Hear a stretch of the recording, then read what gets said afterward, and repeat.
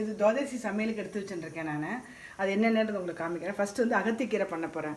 அகத்திக்கீரை வந்து இது பாருங்கள் எடுத்து நல்லா ஆஞ்சி வச்சுட்டு, அகத்திக்கீரை மசியல். ஆமாம், அகத்திக்கீரை மசியல் ஆஞ்சி வச்சுட்டு, இது வந்து இது என்ன எதுக்காகன்னு தெரில, இப்படி கையில் தான் பிச்சு போடணும். இதுவாக இப்படி பிச்சு போடணும். நம்ம வந்து இந்த இது அருவாமனை வச்சு கட் பண்ணக்கூடாது. ஸோ இந்த மாதிரி கையில் கொஞ்சம் அப்படியே பிச்சு போட்டுக்கலாம். ஆக்சுவலி இந்த அகத்திக்கீரை வந்து அவ்வளோ பெனிஃபிட் இருக்குது. இது வந்து வயிற்றில் இருக்கிற பூச்சி, வயிற்றில் இருக்கிறலாம் கம்ப்ளீட்டாக க்ளீன் பண்ணிடும். வைகுண்ட ஏகாதசி நம்ம வந்து விரதமாக இருந்துட்டு மறுநாள் அன்றைக்கி இது வந்து எல்லா துவாதசிக்கும் கண்டிப்பாக பண்ணிவிடுவேன் நான். இதை விட இது என்னென்னா இன்னொன்று எதுக்காக வச்சுருக்கான்னு தெரில. ஆக்சுவலி என்னென்னா இந்த அகத்திக்கீரை வந்து ஆயுர்வேதிக் மெடிசன் மாரி இது ரொம்ப உடம்புக்கு நல்லது. இது வந்து இந்த ஸ்ட்ரெஸ் லெவல் கூட குறைக்கும் அப்படிங்கிற டாக்டர்ஸ்லாம். இது வந்து 15 நாளுக்கு ஒரு வாட்டி தான் சாப்பிட்ணும், வாரம் எடுத்துக்கூடாது. அதனால தான் நினைக்கிறேன் வாழை வந்து பெரியவா வந்து துவாதசி அன்றைக்கி இதை எடுத்துக்கணும்னு சொல்லியிருக்கா போல் இருக்கு. ஸோ துவாதசி அன்றைக்கி இதை பண்ணுங்க. இது வந்து பொறுத்தூர் மாதிரியும் பண்ணலாம், கொஞ்சம் மசியல் மாரி கொஞ்சம் செமி லிக்விடாகவும் பண்ணலாம். இப்போ நான் வந்து இன்றைக்கி துவாதசி அன்றைக்கி நான் இந்த மாதிரி பண்ண போகிறேன். எப்படின்னா இப்போ எண்ணெய் வச்சுட்டுருக்கேன். எண்ணெய் வச்சுன்னு கொஞ்சம் கடுகு போட்டுன்ட்டு இந்த பாருங்கள், கொஞ்சம் உளுத்தம்பருப்பு 1 ஸ்பூன், ஜீரகம் 1 ஸ்பூன், இந்த கீரைக்கு ஏற்ற அளவுக்கு 4 மிளகா, கொஞ்சோண்டு வெல்லம். ஏன்னா கொஞ்சம் கசப்பு இருக்கும் இந்த அகத்திக்கீரையில், அதுக்காக இதெல்லாம் தாளிச்சுட்டு இந்த பருப்பு வந்து பைத்தம் பருப்பு மஞ்சப்பொடி போட்டு கொஞ்சம் ரொம்ப தண்ணி இல்லாமல் வேக வச்சுட்டுருக்கேன். அப்புறம் கொஞ்சம் தேங்காய் எடுத்து வச்சுருக்கேன். இது ஃபஸ்ட்டு இது கடுகு வெடிச்சதுக்கப்புறம் இந்த கீரையை போட்டு, கீரை வெந்ததுக்கப்புறம் இந்த பருப்பு தேங்காய் போடுறேன். இந்த கடுகு தாளித்தோடனே இந்த மிளகா, ஜீரகம், உளுத்தம் பருப்பும் போட்டுறேன். போட்டுட்டு இதை போடுறேன்.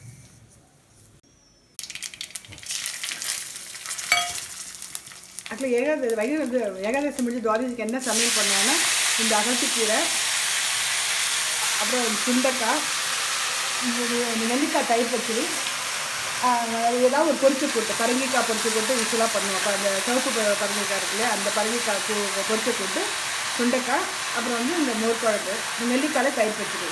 வெறும் பருப்பு சாதம் இந்த இதெல்லாம் பருப்பொடி போட்டுன்னு கூட அந்த நெல்லிக்காய் தயிர் பச்சடி போட்டுன்னு சாப்பிட்லாம். ஏன்னா அது வந்து அசிடிட்டி லெவலில் வந்து இந்த குறைக்கின்றதுக்காக இந்த மாதிரி புளி மட்டும் எனக்கு சேர்க்கறதில்ல. அது இது இன்றைக்கி துவாதசி சமையலில் வந்து புளி சேர்க்கறதில்ல. புளி சேர்க்காமல் மிச்சம் இதெல்லாம் பண்ணுறது. இந்த துவாதசியில் அகத்திக்கீரை போட்டிருக்கேன். அகத்திக்கீரை மசியல். நெக்ஸ்ட் என்ன பண்ண போகிறேன்னா சுண்டைக்காய். இந்த சுண்டைக்காய் கடிச்சதுனால இந்த சுண்டைக்காயில் பொறுத்தூள் பண்ணலான்னு இருக்கேன். அப்படி கிடைக்கல அப்படின்னா நம்ம சுண்டைக்காய் வத்தல் இருக்குது பார்த்திங்கன்னா, அது கொஞ்சம் நெய்யில் போட்டு வறுத்து சாப்பிட்லாம். இது வந்து இதுவும் கசப்பு தன்மை இருக்கனால இதுவும் சேர்த்துப்பாங்க துவாதசி அன்றைக்கி. நான் வந்து இது வந்து இப்போ கறி சுண்டைக்காய் நான் பொறுத்தூள் பண்ண போகிறேன். அதுக்கு என்ன பண்ணியிருக்கேன்னா இந்த எள்ளு, 1 ஸ்பூன் உளுத்தம்பருப்பு, 4 மிளகா, கொஞ்சம் பெருங்காயம், இது எல்லாத்தையும் நல்லா கொஞ்சம் எண்ணெய் விட்டு வறுத்து பொடி பண்ணி வச்சுட்டுருக்கேன். இதை கொஞ்சம் வேக வச்சு வச்சுட்டுருக்கோம், கொஞ்சம் உப்பு போட்டு. இது எல்லாத்தையும் போட்டு வதக்கிடணும். ரொம்ப சிம்பிள், இது ரொம்ப நல்லாயிருக்கும். அடுத்தது மோர் குழம்பு பண்ண போகிறேன். மோர் குழம்புக்கு என்னென்னா இது பாருங்கள், துவரம்பருப்பு, கொஞ்சோண்டு தனியாக, ஜீரகம், துளியூண்டு வெந்தயம். வெந்தயம் வந்து ரொம்ப போடக்கூடாது, ஒரு 2 ஸ்பூன் போட்டிருக்கேன். இது கொஞ்சோண்டு கெட்டியாக எடுத்து கொஞ்சோண்டு அரிசி. நான் மிச்ச நாளில் வந்து கடலைப்பருப்பு சேர்த்துப்பேன். இன்றைக்கி வைகுண்ட இது துவாதசி அன்றைக்கி மட்டும் கொஞ்சம் அரிசி போட்டு இது நல்லா ஒரு 1 ஹவர் ஊற வச்சு இது மாதிரி நைஸாக அரைச்சுட்டு மிக்சியில். இது மோர் குழம்புக்கு எடுத்து வச்சுட்டுருக்கேன். அப்புறம் வந்து அன்றைக்கி திருக்கணுமது வந்து வெறும் அரிசி, பச்சரிசியும் ஒரே 1 ஸ்பூன், வெறும் அரிசி அரைக்க வேணாலும் ஒரே 1 ஸ்பூன் வந்து பாசிப்பருப்பு போட்டு நல்லா 1 ஹவர் ஊற வச்சிடணும். அதுக்கப்புறம் அது தேங்காய், ஏலக்காய் போட்டு அரைச்சி பாயசம் பண்ண போகிறேன். அதுக்கப்புறம் வந்து நெல்லிக்காய் தயிர் பச்சடி ஆல்ரெடி இந்த கத்திரிக்காய் சாட்டில் காமிச்சிருக்கேன். அதனால இன்றைக்கி வந்து நெல்லிக்காய் ரசம் பண்ணலான்னு இருக்கேன். ரொம்ப சிம்பிள் தான் இந்த ரசம். இதுதான் இன்றைக்கி தலிகை. அகத்திக்கீரை மசியல், சுண்டைக்காய் பொறுத்தல், மோர் குழம்பு, நெல்லிக்காய் ரசம், அப்புறம் திருக்கணுமது. பரங்கிக்காய் பொரிச்சு கூட்டு பண்ணலாம் வைகுண்ட ஏகாதசி துவாதசி அன்னைக்கு. ஏன் இதெல்லாம் பண்ணுறான்னா இது வைகுண்ட ஏகாதசி அன்னைக்கு கம்ப்ளீட்லாம் பட்னியாக இருக்குது. வெறும் துளசி தீர்த்தம் மட்டும் சாப்பிட்டுட்டு தான் இருக்கணும். ஆக்சுவலாக அப்படி தான் இருப்பா எல்லாருமே. ஒருத்தரால் ஒரு ப்ராக்டிஸ் இருக்கும். அது அன்றைக்கி வந்து அசிடிட்டி ரொம்ப இதனால அது ரெகுலேட் பண்ணுறதுக்காக இந்த மாதிரி சமையல் துவாதசி சமையல். இப்போ சுண்டைக்காய் அடுப்பில் போட்டுக்கிறேன் நான். கடுகு வச்சுட்டு இந்த கொஞ்சோண்டு வேக வச்சுருக்கேன் பாருங்கள். நம்ம இது வந்து கொஞ்சம் பாதியாக எடுத்து ஒரு சும்மா அப்படி கத்தியால் கீறிட்டு அலம்பிட்டு வேக வச்சுருக்கேன். இப்போ கொஞ்சம் மஞ்சப்பொடி போட்டு இதோட இந்த பொடி நம்ம வறுத்து வச்சுருக்கோம் இல்லையா, எள்ளு, உளுத்தம்பருப்பு, பெருங்காயம், மிளகா, அந்த பொடியும் போட்டுட்டு ஒரு 5 நிமிஷம் ஆனதுக்கப்புறம் தேங்காய் போடணும். ஆக்சுவலாக வைகுண்ட ஏகாதசி அன்றைக்கி எங்கள் வீட்டில் நாங்கள் என்ன பண்ணுவோன்னா பைத்தம்பருப்பு இருக்கு இல்லையா, பாசிப்பருப்பு, அது வந்து நல்லா வந்து நல்ல குழச்சில் வேக வச்சுட்டு வெல்லம் பால் விட்டு அது பெருமாளுக்கு அதான் நைவேத்தியம் பண்ணுவோம் அன்றைக்கி. அதேமாதிரி எல்லாருமே சாப்பிடல. எல்லா ஏகாதசி இருக்க முடியாட்டா கூட இந்த வைகுண்ட ஏகாதசியை மட்டும் மிஸ் பண்ணக்கூடாது அப்படின்னு சொல்லுவாள். அதனால் என்ன பண்ணுவேன்னா நாங்கள் வைகுண்ட ஏகாதசி அன்றைக்கி என்னென்னா எங்கள் அப்பா என்ன சொல்லுவாங்கன்னா பட்னியாக முழுசாக இருந்துட்டு எல்லாருமே இப்போல்லாம் லீவெல்லாம் எதுவும் கொடுக்குறது இல்லைனால அது பட்னியாக இருந்துட்டால் ஒரு மாதிரி எல்லாருமே கொஞ்சம் கோவம் ஆத்திரம்லாம் சண்டை வரும். அது மாதிரிலாம் எல்லாம் ஆற்றுல பீஸ்ஃபுல்லாக இருக்கணும், அதனால் சாப்பிட்ருங்க தப்பு இல்லை அப்படின்னு. அதனால் நாங்கள் எங்கள் ஆற்றுல என்ன பண்ணுவோன்னா அந்த கஞ்சியும் வாழைப்பழம் பால் இது 3 வந்து ஒரு வேளை கஞ்சி, இன்னொரு வேளை 2 வாழைப்பழம், நைட் படுக்கும் அதாவது நைட்டுக்கு வந்து பால்.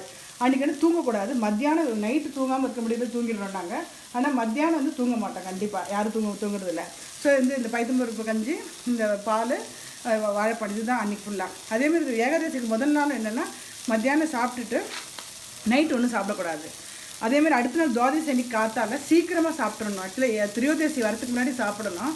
அப்படி அந்த மாதிரிலாம் முடியல அப்படின்னா அட்லீஸ்ட் கொஞ்சோண்டு துளசி தீர்த்தம் சாப்பிட்டு அந்த விரதத்தை முடிச்சுட்டு சாப்பிட்றலாம். ஆக்சுவலி அன்றைக்கி டிஃபன்லாம் ஒன்றும் பண்ணுறதில்ல. காத்தால எல்லோரும் ஒரே சமையல் பண்ணிவிட்டு இந்த சமையல் தான் பண்ணிவிட்டு அதை சாப்பிட்ருவோம் நாங்கள். இப்போ இது வந்து ஓரளவுக்கு வெந்துட்டு உப்பு வந்து கல் உப்பு தான் யூஸ் பண்ணணும்.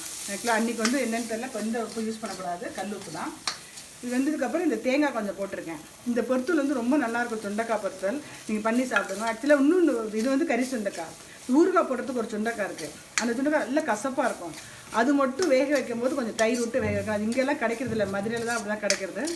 உடம்புக்கு இது வந்து அவ்வளோ நல்லது. இந்த சுண்டைக்காவும் அவ்வளோ ஒரு இல்லை இது ஆயுர்வேதிக் ப்ராடக்ட். இது கூட எங்களுக்கு இதெல்லாம் இப்போ யாரும் சாப்பிட்றதே இல்லை, சாப்பிட்டு அவ்வளோ நல்லது இது சுண்டைக்காய் பொறுத்தல். இப்போ அடுத்தது வந்து இது பண்ண இந்த மோர்க்குழம்பு கரைச்சி விட்டு இதை வந்து கொஞ்சம் ஜலம் விட்டுட்டு மஞ்சப்பொடி போட்டு ஒரு கொதி வரட்டும். கொதி வந்ததுக்கப்புறம் புளிப்பில்லாத மோர் எடுத்துக்கணும். அதாவது மோரில் தயிர் வந்து அதாவது அப்போ நைட்டு உரக்குத்தின ஃப்ரெஷ்ஷு தயிர் எடுத்துட்டு கொஞ்சம் சிலிப்பிண்டு அதில் வந்து அதை போடணும். அது நல்லா டேஸ்ட்டாக இருக்கும், ரொம்ப புளிப்பு இல்லாமல். இது ஒரு கொதி வரட்டும். வந்ததுக்கப்புறம் தயிரை விட்றேன். கொதி வந்துருக்கு பாருங்க. இந்த தயிரை விட்டுறேன் நான். இது வந்து தயிர் விட்டு கொதிக்கக்கூடாது. அப்படியே பொங்கின்னு வரும்போது ஆஃப் பண்ணிடணும்.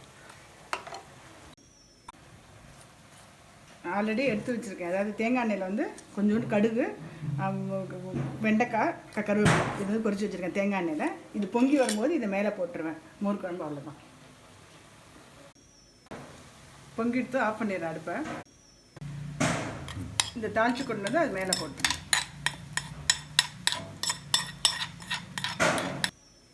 இப்போ நான் மோர் குழம்பு பண்ணி சுண்டைக்காய் பண்ணுற அளவுக்கு வேகணும், நல்லா வேகட்டும். அவசரப்படாதீங்க. அது கொஞ்சம் கூட நல்ல கொஞ்சம் வேகாட்ட கூட வயிற்றுக்கு ஒத்துக்காது. நல்லா வந்ததுக்கப்புறம் இந்த வெள்ளத்தையும் போட்டுட்டு இந்த பருப்பையும் போட்டு இன்னும் கொஞ்சம் ஜலம் விட்டு திருப்பி இன்னும் ஒரு 10 நிமிஷம் வைப்பேன் நான் அடுப்பில்.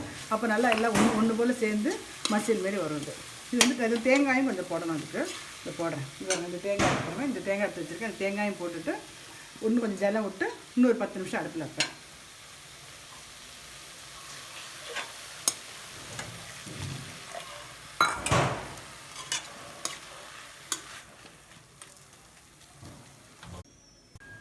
நெல்லிக்காய் வந்து நான் அப்படியே கொஞ்சம் வேக வச்சு கொட்டை எடுத்துட்டுருக்கேன். அந்த 3 நெல்லிக்காய் எடுத்துட்டுருக்கேன். 3 நெல்லிக்காய், ஒரு ஸ்பூன் மிளகு, ஒரு ஸ்பூன் ஜீரகம், துளியூண்டு இஞ்சி.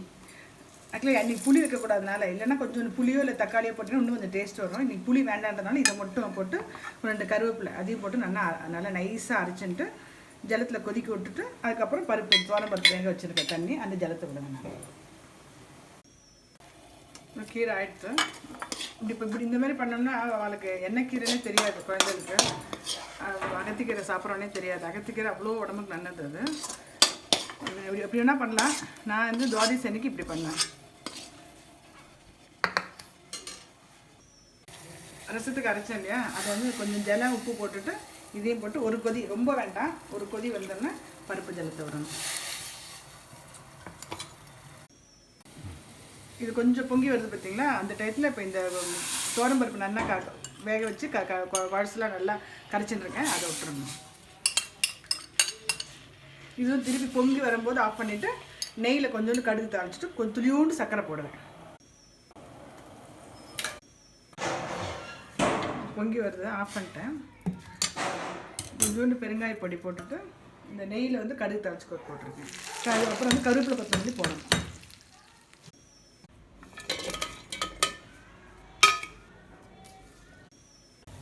இந்த அரைச்சண்டை விழுது நல்லா நைஸாக அரைச்சிக்கணும். அது அந்த அரிசி, தேங்காய், ஏலக்காய், நல்லா ஒரே கொஞ்சோண்டு பைத்தம்பருப்பு, இது நல்லா வந்து வேகணும். நிறைய தண்ணி ஜலம் நிறைய விட்டுட்டு பரவாயில்ல விட்டுட்டு கொஞ்சம் நல்லா வேகட்டும். ஆக்சுவலி இதுக்கு 1/2 டம்ளர் அரிசி எடுத்துருந்தோம்னா 1 டம்ளர் வந்து வெல்லம் எடுத்துக்கணும். 1க்கு 2 கணக்கு. அது வந்து வெள்ளத்தை பக்கத்தில் கரைய விட்டுருக்கேன். அது நல்லா வடிகட்டிட்டு அப்புறம் இதில் வெந்ததுக்கப்புறம் அதை விடணும். வேகட்டும். இது நல்லா கொஞ்சம் கனமான பாத்திரத்தில் வைக்கணும். இது நல்லா வேகணும். அந்த அரிசி வந்து நல்ல அரிசி அரைச்சிருக்க பார்த்தீங்கன்னா நல்லா வெந்ததுக்கு அப்புறம் தான் நம்ம வந்து வெண்ணெய் விடணும். கைவிடாமல் கொஞ்சம் கிண்டும். இந்த டைத்தில் வந்து இப்போ நல்லா வெந்துட்டு பாருங்கள், கலரும் மாறிடுச்சு. இது ஜலம் விட்டு நல்லா கிண்டலாம், ஒன்றும் பயப்படாதீங்க. இப்போ நல்லா வெந்ததுக்கப்புறம் இந்த வெள்ளத்தை வந்து வடிகட்டி விட்டுடலாம். அதில் இப்போ நல்லா ஆறுனதுக்கப்புறம் பால் வேணால் பால்ஸ் கூட சேர்த்துக்கலாம், நல்லாயிருக்கும். இது ஆயிடுத்து. இப்போ வந்து முந்திரி பருப்பு கொஞ்சோண்டு இது திராட்சை போட்டிருக்கேன். நீங்கள் சாப்பிடும்போது கொஞ்சம் பால் விட்டு சாப்பிட்ணும். ஸோ இதுதான் துவாதசி சமையல். அதாவது வெண்டைக்காய் போட்டு மோர் குழம்பு, சுண்டைக்காய் பொறுத்துவல், அகத்திக்கீரை மசியல், நெல்லிக்காய் ரசம், அரிசி திருக்கணும், அது பரங்கிக்காய் பொரிச்சு போட்டு பண்ணலாம். இதெல்லாம் ஏன் இப்படி பண்ணுறாங்கன்னா, அன்றைக்கி ஃபுல்லாக விரதம் இருந்ததுனால அசிடிட்டி ரொம்ப ஃபார்ம் ஆகி நெஞ்செரிச்சல், அது மேலே கொஞ்சம் அன்இசினஸ் இருக்கும் அந்த ஸ்டொமக்கில். ஸோ இந்த மாதிரி மைல்டாக சாப்பிடும்போது ரொம்ப நல்லது. அது வந்து இமீடியட்டாக வந்து எனர்ஜியும் கிடைக்கும், இந்த அசிடிட்டி லெவலும் குறையும். ஸோ இது எங்கள் காலத்தில் நான் இப்படி தான் பண்ணுவேன் துவாதசி சமையல்.